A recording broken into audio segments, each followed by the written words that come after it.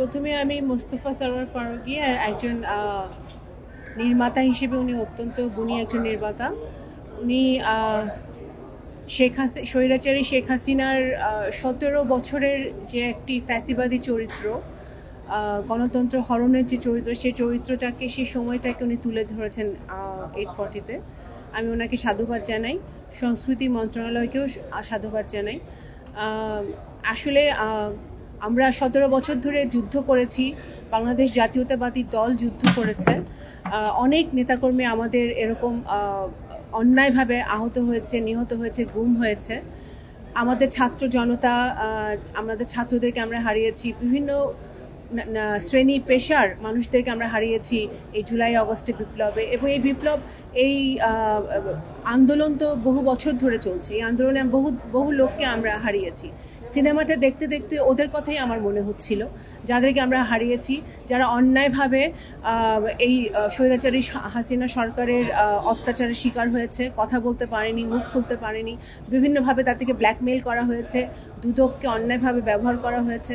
এই জিনিসগুলোই কিন্তু আমাদের আশেপাশে মানুষ এবং আমাদের জীবনের সাথে যে জিনিসগুলো ঘটেছে, এই ছবিটা দেখতে দেখতে আমার সেটাই মনে হচ্ছিল। আমি আশা করব যে সাংস্কৃতিক একটা বিপ্লবের প্রয়োজন আছে।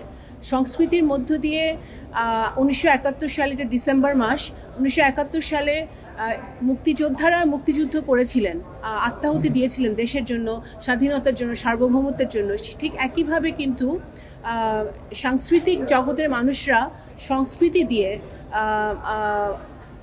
71 সালে সারা বাংলাদেশে এবং পৃথিবীকে বাংলাদেশের কথা জানিয়েছিল।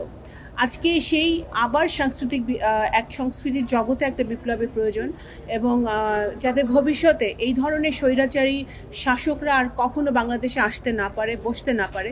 বাংলাদেশ জাতীয়তাবাদী দলের পক্ষ থেকে বাংলাদেশ জাতীয়তাবাদী দলের চেয়ারপারসন, ভারপ্রাপ্ত চেয়ারপারসন অত্যন্ত সজাগভাবে কিন্তু নিজের দলের নেতাকর্মী সহ বাংলাদেশের সকলকে ওনারা এই প্রেরণায় দিয়ে যাচ্ছেন, যেন বাংলাদেশ একটি নতুন বাংলাদেশে একটি স্বচ্ছ, জবাবদিহিমূলক সরকার গঠন হয়, যেখানে সকল শ্রেণী পেশার মানুষ এক সমানভাবে বাঁচতে পারবে, বৈষম্যহীনভাবে বাঁচতে পারবে, এবং এই ধরনের সিনেমা কোনো নির্মাতাকে ভবিষ্যতে আর বানাতে হবে না। সুযোগ হয় না, আমি বহু বছর পরে সিনেমা হলে এসেছি। এই সিনেমাটা সকল শ্রেণী পেশার মানুষ দেখবে এবং সকলে দেখা উচিত। আমি আবারও বললাম, আমার জন্য এটা একটি অত্যন্ত নতুন অভিজ্ঞতা এই ধরনের সিনেমা দেখাতে। এবং আমি বলতে চাই যে সংস্কৃতির মধ্য দিয়ে সমাজের চিত্র, রাজনীতির চিত্র তুলে ধরতে হবে।